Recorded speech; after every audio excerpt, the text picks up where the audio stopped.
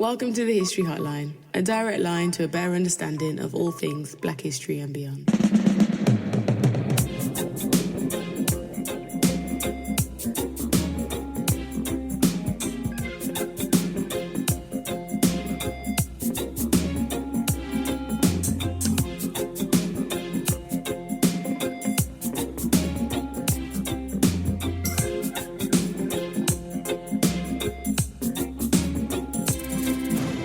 History Hotline. Hello everyone and welcome to another episode of the History Hotline. Happy New Year, as this is my first episode of 2024. My name's Deanna Lincook and as always I'll be your host today. And here we are at episode 129. Now, if you have been here for a while, you'll know that introduction is very much brand new.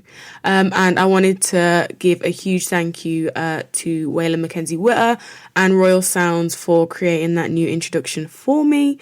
I have literally had the same introduction since the first episode, and if you listen to episodes, you'll know that sometimes it's there and sometimes it's not, because sometimes I like it and sometimes I don't.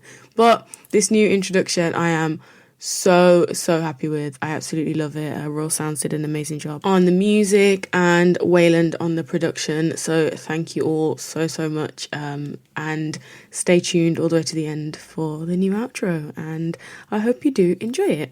Now, many changes for 2024, including the one I'm about to say, which is something that has weighed heavy on my heart for a long time, and something that I've not really wanted to do, but I feel like the time has come.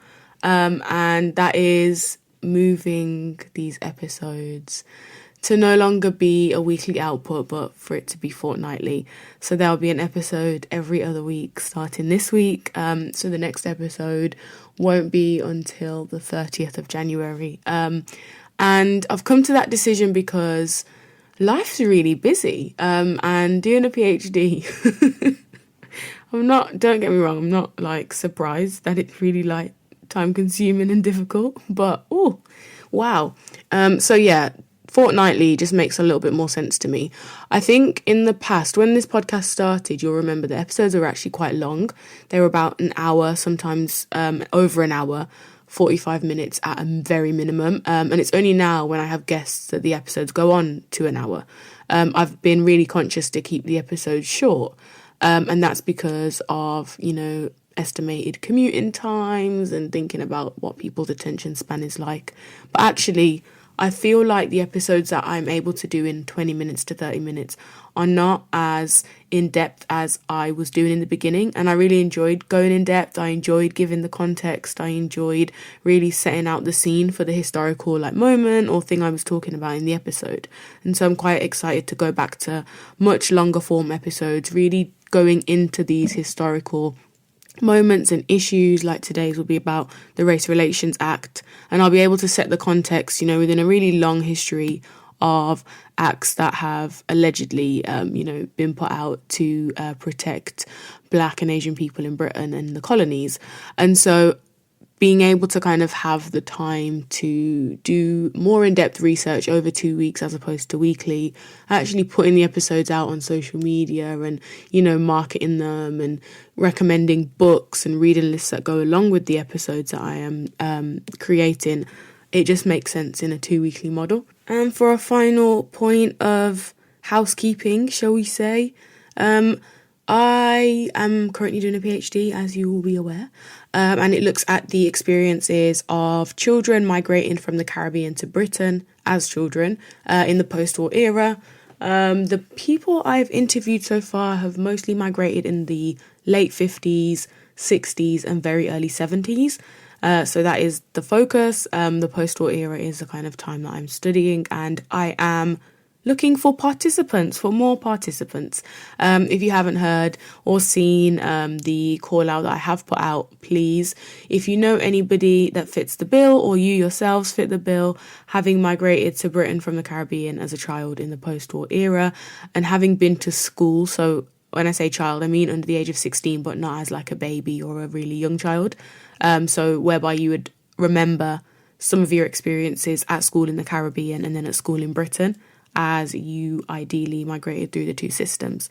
My PhD is all about that transition, that migration of children, and the education systems in both the Caribbean and Britain, and looking at the ways in which education policy was impacting the experiences of children or not impacting the experiences of children. And yeah, I'm hoping to interview people that have migrated. At the moment, my focus, or actually not even my focus is on the islands of Jamaica and St. Kitts and Nevis. However, I'm very open to hearing from other people as well from other islands. So please, if you fit the bill or want to know more or are curious as to what I'm doing, please feel free to send me a message on my university email, which is d.r.a.lincook, LYNCOOK, at qmul.ac.uk, and I'll also put that in the show notes. But also on social media, I have put out the call for participants and things like that, so you can have a look there as well. Thank you so much for everybody that has already sent people my way. I've had people that said, yeah, I've come from the podcast, or someone mentioned it from the podcast. So thank you so much. I really, really do appreciate it. I think that's all for the housekeeping today. Let's get into the episode.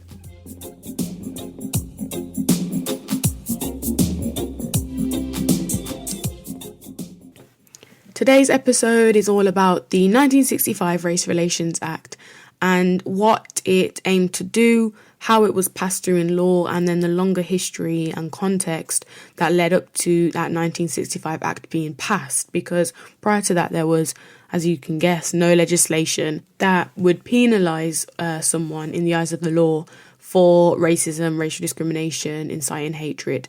And this was the kind of first act of its kind. I wanted to think about, what this act was in legal terms, but also what that might mean for, actual real life people that are living in the country. And also its shortcomings and where it kind of didn't really help people so much as it might have said to or suggested that it would on paper. Now, on paper, the act, and I quote, was an act to prohibit discrimination on racial grounds in places of public resort, to prevent the enforcement or imposition on racial grounds of restrictions on the transfer of tenancies, housing, to penalise incitement to racial hatred, and to amend Section 5 of the Public Order Act 1936. The Public Order Act of 1936 was an act that essentially policed and preserved public order. One of the parts of it kind of spoke to people wearing political uniforms, even though they weren't of that, political organisation. It legislated along the lines of public gatherings and meetings, and, kind of just continued to police large gatherings and how people acted in public. And this act kind of piggybacks onto that one. The 65 Race Relations Act amends that Public Order Act of 1936 by including racial discrimination. The Act was the first piece of legislation in the UK to address this racial discrimination, following many unsuccessful bills. This wasn't like, we've got this idea of a Race Relations Act, let's pass it through. Amazing, hooray. There was a lot of ones that did not make it through and were failed. The Act banned racial discrimination, as I said, on grounds of colour, race, or ethnic or national origins, which now, if you're aware of the protected characteristics, they're a lot more extensive. They consider things like religion and sexuality and disability as well. So this is quite by our standards in 2024, it's quite a narrow act that in actual fact does little to protect people in the way they needed to be protected. Now, it went through royal assent on the 8th of November 1965 and then came into full force by December the 8th, 1965.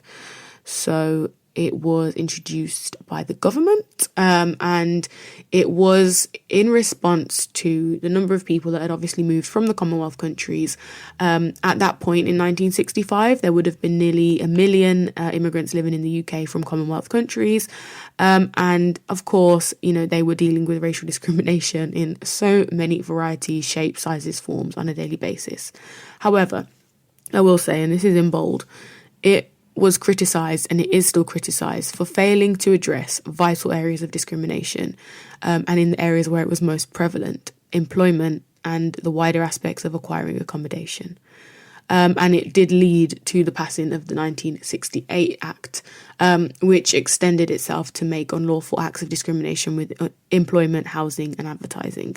So we get there eventually. And, even today, there's further acts against discrimination that have come into play much later on in the 21st century. And so I wanted us to think about and contextualise this act in a longer history that looks at legislations that on paper look to extend the rights of Black people in Britain and in its colonies. And we're going all the way back to 1772. Now, in 1772, there was a case, Somerset versus Stewart, where it was ruled by a judge. In 1772, enslavement was legal and, all those things. Judge William Murray, Lord Mansfield of Kenwood, and Chief Justice of the Court of King's Bench ruled that enslaved people living in England, in this case it was London specifically, but enslaved people living in England could not be sent abroad at their master's whim after an enslaved African man by the name of James Somerset was brought to London from Virginia in the US, escaped enslavement in London, and so, by his own self choices was freed. And then he was captured in London and forced onto a ship bound for the Caribbean to be enslaved there. After approaching abolitionist Granville Sharp, the case was brought to court and this ruling was passed. It actually sent shockwaves through Britain and also America. And not surprising that it sent shockwaves through America, because I think at that point, when it came to, matters of enslavement and the slave trade, they would still, 80 years later, be ruling that an enslaved person was property and had no rights to personhood. And that was in the Dred Scott case in 1857. So not surprised that it shocked America, but it did shock Britain. And it set, obviously, a precedence for the treatment of enslaved people. It didn't, remove enslavement, didn't improve their conditions, but it said that they couldn't be shipped off to the Caribbean from London at the whim of a master. And it's an interesting case. I think I'll probably need to do a full episode on it because there's obviously a lot more to it, but it's not something that I'd heard of before actually researching for this episode today. So quite an interesting one and somewhat of a starting point for the legislation that has kind of been passed to protect Black people in this country. As we know, Black people have been in this country for a very long time. We don't need to say that again. I think I say it all the time. Moving forwards to 1807, there was the abolition of the slave trade, not slavery, but the actual trade of enslaved people, which culminated a very long campaign from abolitionists to end this slave trade, or in real terms, actually just end it legally, as it was very much pushed underground, and many cases meant that there was actually even less protection for enslaved people because it was now illegal, and so conditions probably worsened because there was nothing that could be seen by the public or in front of people that pertained to trading enslaved people. In the eyes of the British law, it was now illegal.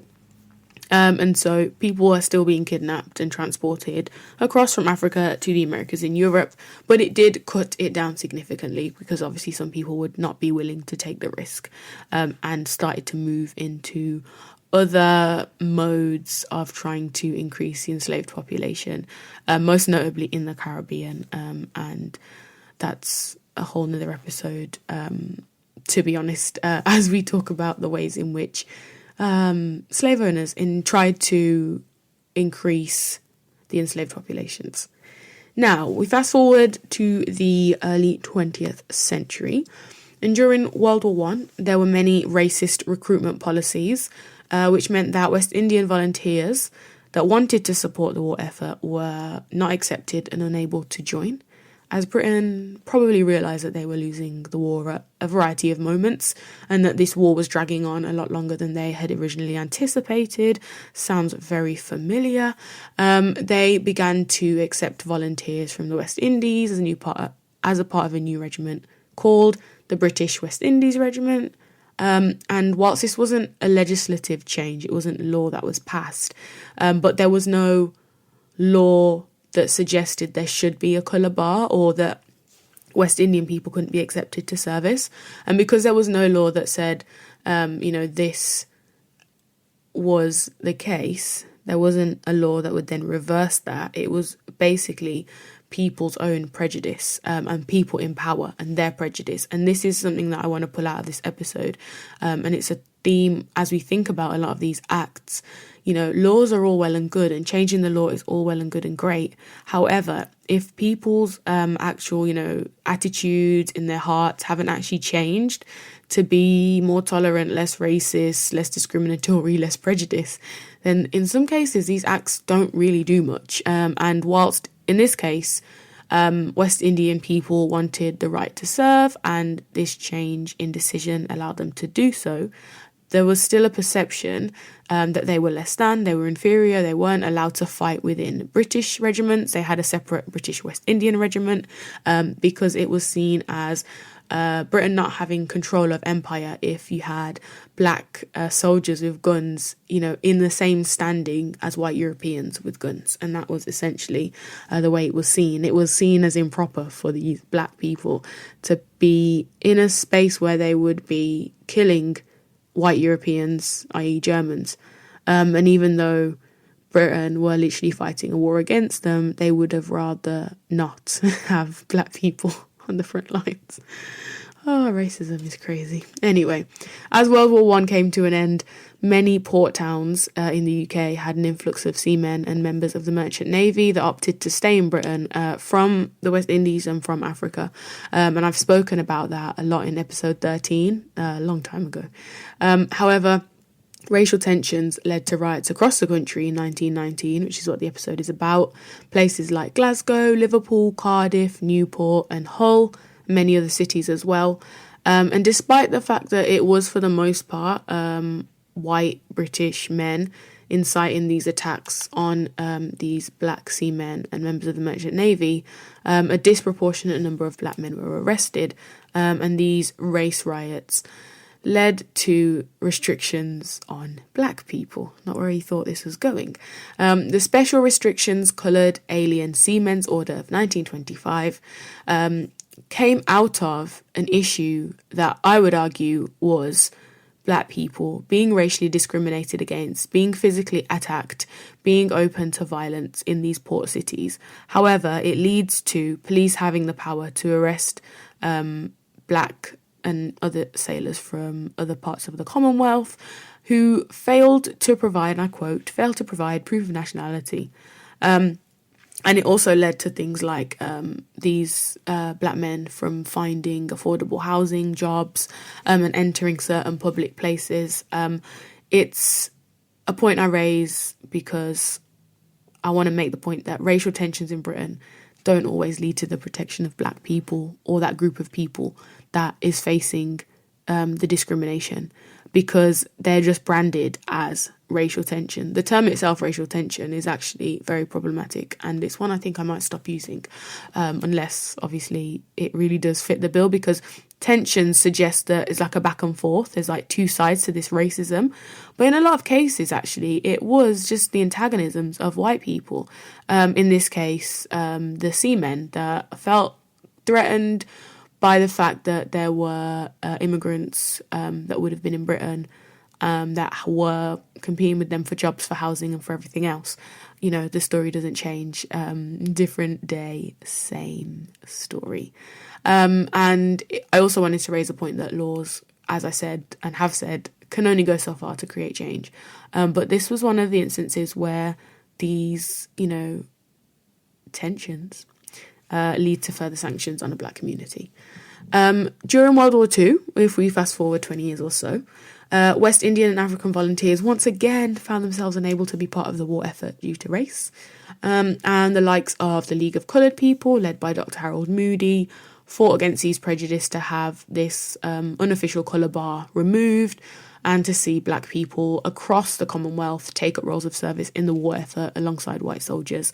And it is in recent years that I think the thanks, not necessarily the thanks that they deserve for standing up and serving alongside Britain in the war, but I have seen a lot more recognition of Commonwealth soldiers and of those people that came to support the war effort financially, with manpower, with resources.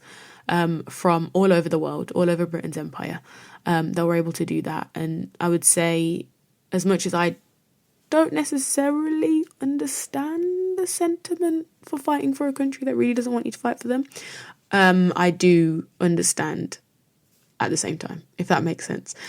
So yeah, World War II, again, not actual legislation passed through law, but conversations between the War Office and the Colonial Office led to these changes, not just for men, but also for women. I've spoken so much about women in the Auxiliary Territorial Service. I think there's an episode on it. I can't remember what number it is. But, you know, the contribution of Caribbean women as well to this effort.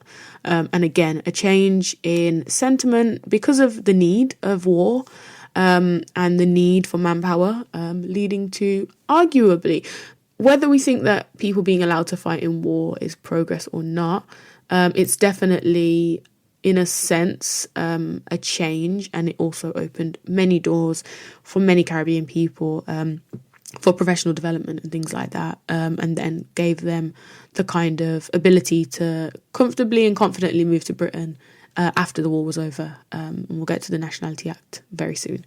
But just before that, in 1943, we have Leary Constantine's landmark case against the Imperial Hotel, and episode 11 is all about that, and it's very much in depth. I speak a lot about Leary Constantine and about this act, so if you want to know more about it in depth, episode 11 is where you should go. These episodes are from so long ago. It feels like, well, it was years, but I don't even remember recording that episode now. It's like ancient history. Anyway, while playing in a charity cricket match in London, Leary Constantine, who was from Trinidad, and played cricket for the West Indies and then came to play for a British team and went on to have an incredible legal political career. He was, I think, the first black man to be called up to the House of Lords. Anyway, he was playing this charity cricket match in London in 1943, which is obviously in the middle of World War II. And he had booked rooms for 4 nights at this hotel in London, the Imperial Hotel. It's all in the name, really. And he had specifically confirmed that he's black and his family would be black, and please, would there be an issue with them staying? And they said, no, there'll be no issue. Come along. Anyway, when he got there, of course, it was an issue. He wasn't like turfed out that night. Oh, thanks. But the hotel said he would only be allowed to stay 1 night to avoid offending other guests. He did not accept that and went to a different hotel, refused to stay with them. But he took legal action against the hotel and won. And he couldn't rely on like the argument that he was discriminated against, because that wasn't the law. And that is insane to me, because obviously we don't know a time, well, I don't know a time anyway, where, you know, it's okay to discriminate against or be discriminated against and there be no arm of the law that could protect you. As weak as that might be. So he took action on a line of contract and tort grounds rather than racial discrimination, arguing that the hotel broke their agreed contract to sell him that room or rent that room for the nights, as opposed to pushing for discrimination. Obviously, there was no act.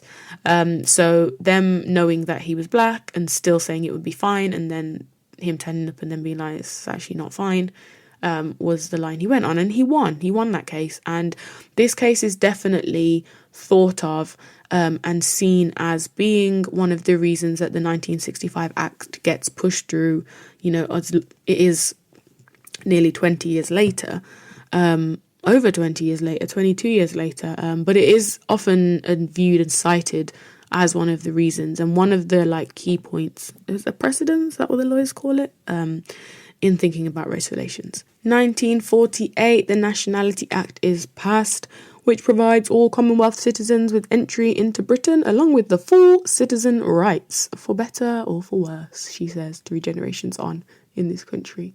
Feeling very cold. So 1948 is another piece of legislation that doesn't necessarily improve the situation for black people already in Britain, but in the colonies, it allows them free movement. It allows them to settle in Britain. And at that time, the way that the British Empire had absolutely decimated the Caribbean and Africa and parts of Asia and the world over. A lot of these people, for them, you know, their only option at a chance for a materially better life, economically with more opportunities, more fulfillment in a sense, better educational prospects for their family, was for them to move to Britain, and that 1948 Act allowed them to do so. Once they were here, as we know, some of them were having a terrible time due to the level of racism, and an instance of that I've spoken about before is the 1968 Bristol bus boycotts, another landmark moment in race relations. If you want to know more about the Bristol bus boycotts, episode number 43 is the one for you. But I won't say too much more except for the fact that it set a precedence. And then we get 2 years later to the 1965 Race Relations Act. Sound the trumpets. Now, the Race Relations Act, as I have said, banned racial discrimination in public places and made the incitement of racial hatred illegal. And I find it very interesting the use of the term public places. So that meant, well, did it mean that you could just be racist at home if you wanted to? I mean, nobody's in your home with you unless they call the police.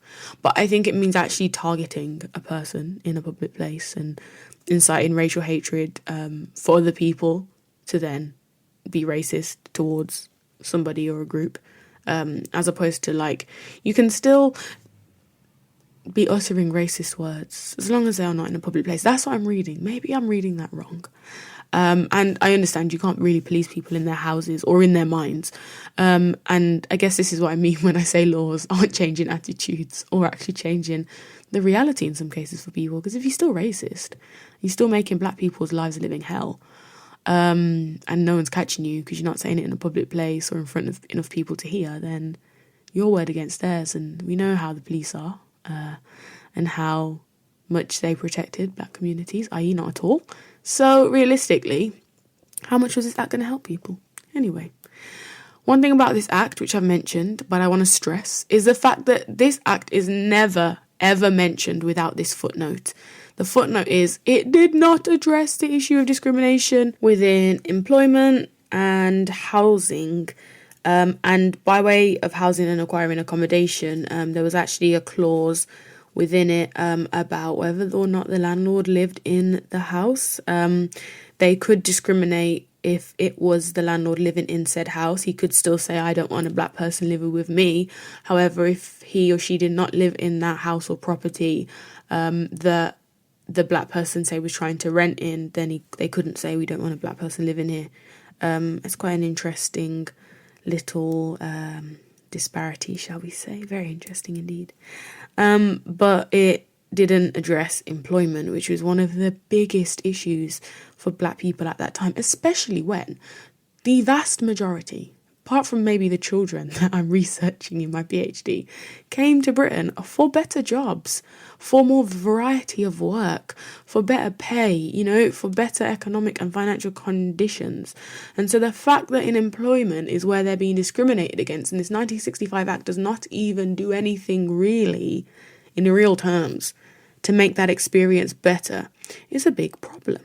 However, I say all of that to say, and I bring all those acts from 1772 Somerset case to the 1965 Race Relations Act together to say that without any of these acts, which were all chipping away, I think, at racism and at the British legal system, we wouldn't get to where we are today. We wouldn't get to 65 without Leary Constantine and the Bristol bus boycotts and Dr. Harold Moody and the League of Coloured Peoples.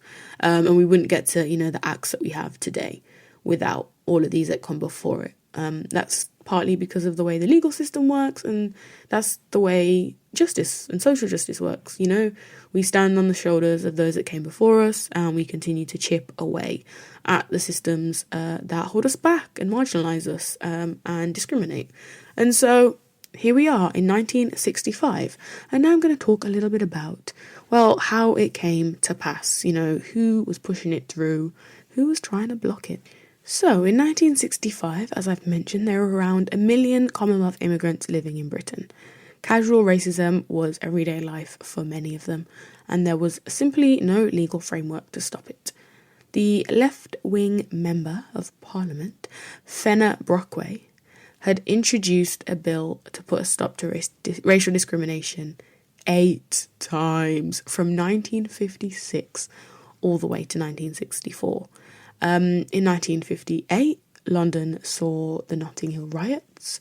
And in 1963, of course, there were the Bristol bus boycotts, and these are cited by a lot of people as spurring on the proceedings and really pushing this act through. Because if you can imagine Mr. Brockway's pushing through this act, or, introducing a bill, trying to, from 56 to 64, when you get 2 years into that and 58, you see the riots, and they were really bad. Episode 41, I believe.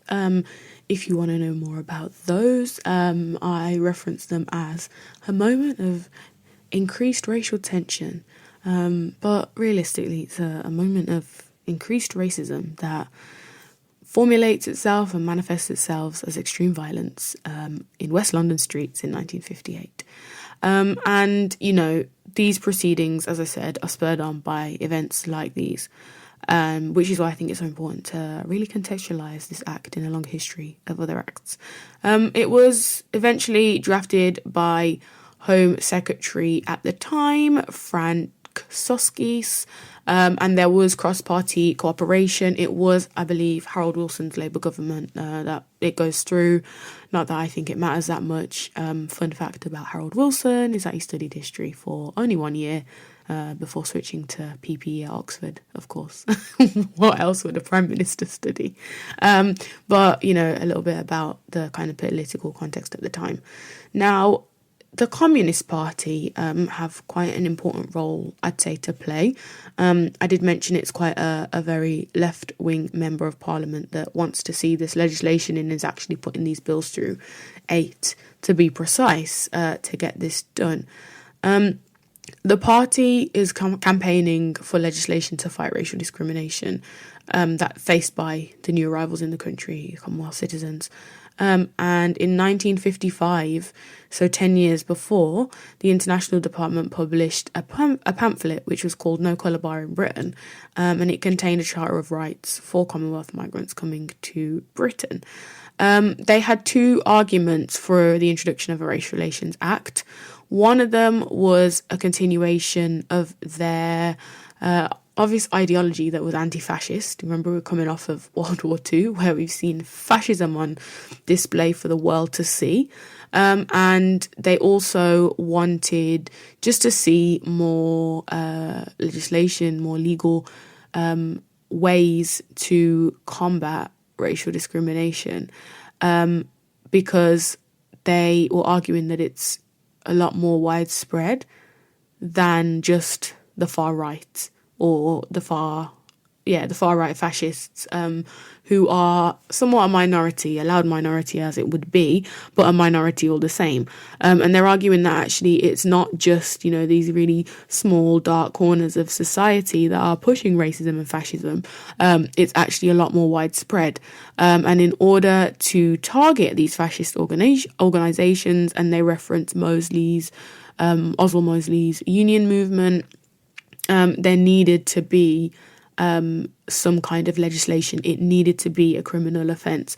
And I will say there was a website called Hatful of History, and their article called The Communist Party's Campaign for the Race Relations Act 1965. That was really helpful in putting together this part of the episode, so shout out to them. And the article that was written, I will link it in the show notes if you want to read it in full.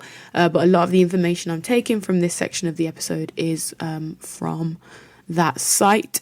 In 1965, as we know, it comes through a Labour government and it is passed. And the Labour government also established a Race Relations Board to investigate complaints and violations of the Act, in order to kind of, I guess, work on rehabilitating the relationship between parties concerned. And, I don't know how successful that would have been, but it was the case that discrimination was now a violation of civil law. And it meant that it was a criminal offence. And as we mentioned earlier, it did amend the final clause of the 1936 Public Order Act, which deemed that threatening, abusive or insulting with intent to provoke a breach of the peace was not limited to the issue of race. And that is a quote. As I've argued before, and this article also argues, the Race Relations Act was a lot weaker, I think, than it probably should have been, but it was also a lot weaker than the act that was proposed by Fenner Brockway. And it's argued that the Communist Party felt that way as well. They felt that there were kind of concessions within it and that would have been dangerous, which I would also agree with, I'll say. And they suggest that they kind of pander to the, and I quote, racially prejudiced of the Tory party. So there is, again, of course, there's always some kind of political undertone to things like this, even though today we think about a Race Relations Act as some kind of good for the good of society, but actually it was still pandering to, the political factions within the Tory party, within the right and the left. However, it is a step forwards. It is some kind of legislation. It does begin to criminalise acts of racism that are happening in public. Now, the implications of the act, well, there was, of course, initial celebration. I think one of the examples I had was the people that were a part of the Bristol bus boycott. I think it was Roy Hackett commented that he was happy to see an act like this. You know, it's something that Black people had been campaigning for by way of fighting for their rights every day at work, in housing, in education, in healthcare, everywhere they went. And so to see this actually recognised by the state must have been quite a moment for celebration, and maybe, a little small weight off their shoulders. The fact that it's actually now against the law. They can, if they want to, if they are able to, if they can afford to, take things a step further to get justice, as opposed to just having to swallow everything. The first conviction under this act came about in October 1967. A 17-year-old member of the National Socialist Party was found guilty of racial discrimination at Middlesex area sessions, and the leader of the British National Socialist Movement, Colin Jordan, who was not 17, I think he was in his 40s, was also successfully prosecuted under the Act and jailed for 18 months in 1967. So we begin to see this Act coming into play and targeting the people that it needs to target, but we also see it targeting Black people and ending up with them being found guilty. Michael De Freitas, later known as Michael X, was tried for this offence and found guilty alongside, actually I don't know if it was at the same time, but 4 members of the UCPA, the Universal Colour People's Association, for, and I quote, stirring up racial hatred against white people. And the Michael X episodes I've done are episodes 76 and 77, but essentially in July 67 he gave a speech in Reading, and by August he was at loggerheads with the British state, being prosecuted under this new act. They charged him with inciting racial hatred, and the case obviously and naturally gained a lot of public attention because the government had found a way to lock this man up, and I quote, the most famous Black man in Britain, as he was known, using anti-racist law, which sounds wild, but I don't think the law really cared what law they were going to use to get Michael X away and out of the public eye. So they used that one. The act was eventually edited. That's definitely not the legal term. They edited the act. They didn't. They add a new one. It was strengthened with the Race Relations Act of 1968, which extends the legislation to cover employment and housing, the things that we argue that it didn't do in the first place. So it took another 3 years. And then by 1976, the Race Relations Act that was passed then was, further developments by way of protecting people, marginalised people, from racism and other forms of discrimination. And then that eventually leads up to the creation of the Commission for Racial Equality, which continues this work within a legal setting of arguably protecting Black people as well as other marginalised groups. Now, that is the story of the 1965 Race Relations Act. One thing I will say that's quite interesting about legislation and acts changing the kind of living conditions for black people in Britain is that, in contrast, in the US, the civil rights movement was all about legislation. It was about changing laws because they had things like segregation written into law. So they needed to overturn those laws in order for black people to even have a semblance of equality in America. Britain didn't start with that same footing.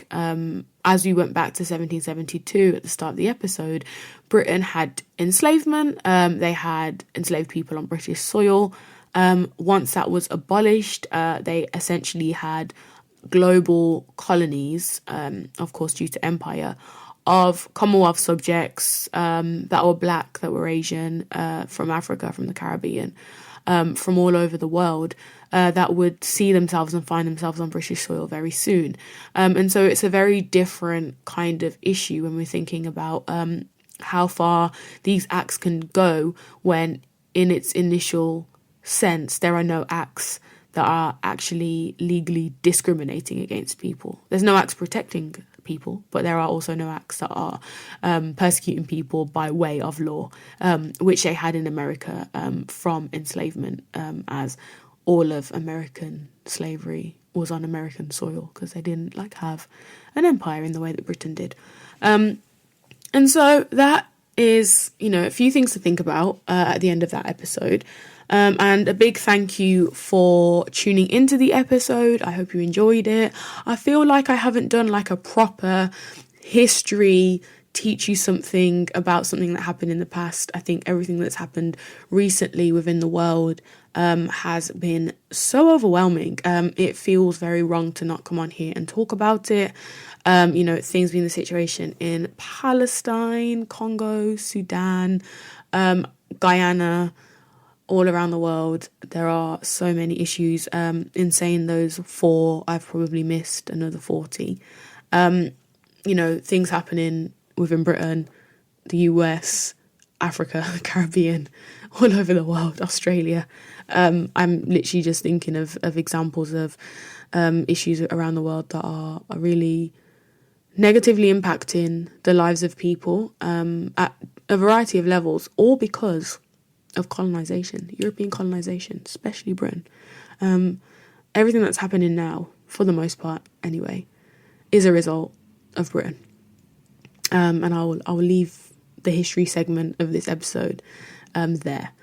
I will say I wanted a little segment in the podcast. I feel like people that have segments on their podcasts are really cool. They're like, oh, now we're going to introduce our weekly segment or our fortnightly segment.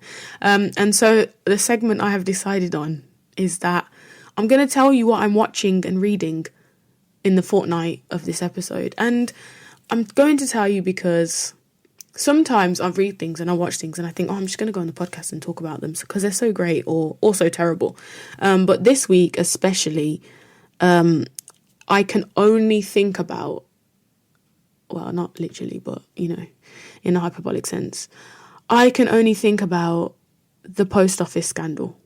I watched the Mr. Bates versus the post office. That happened in, I believe, the late 90s, early 2000s in Britain, and it's only coming to light now. I only heard about this in the last, I'd say, year or two, and it went on the news.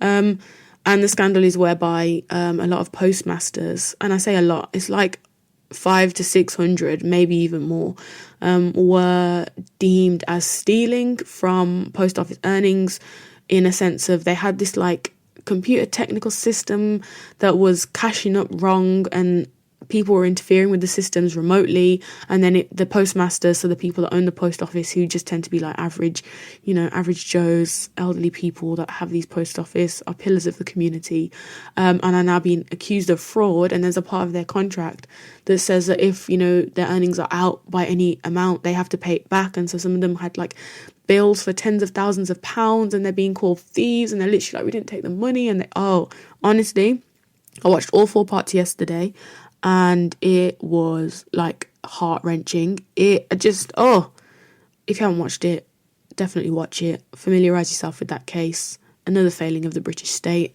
Not surprised.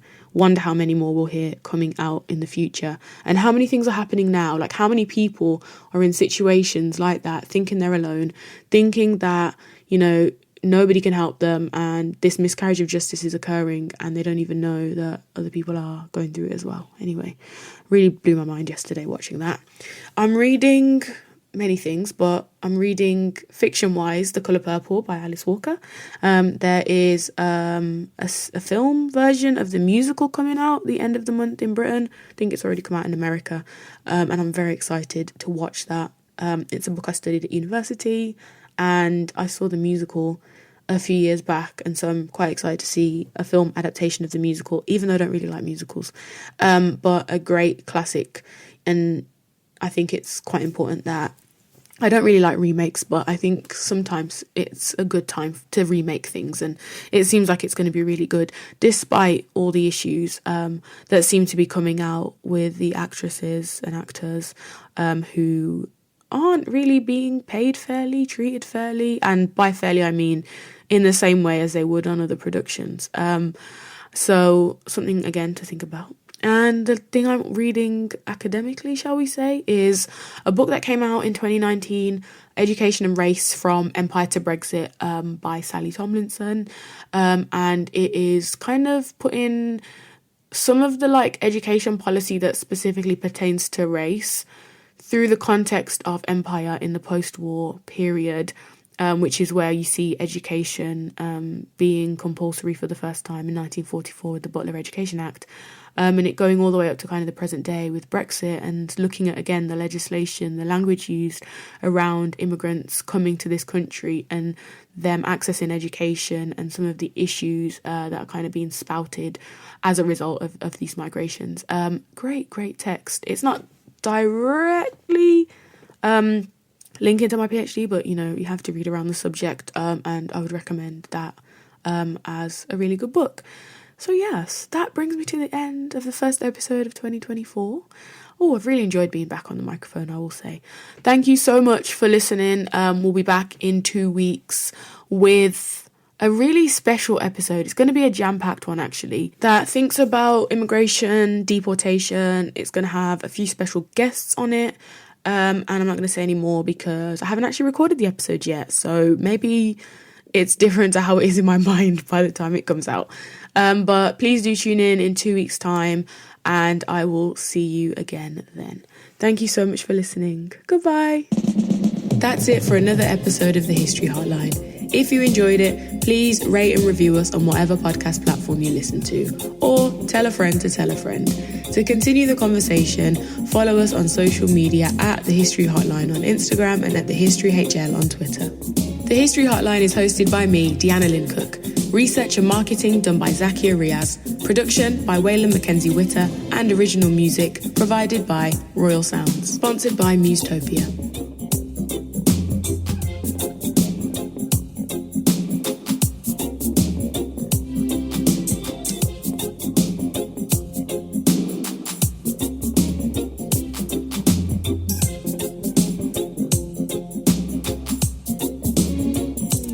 The History Hotline.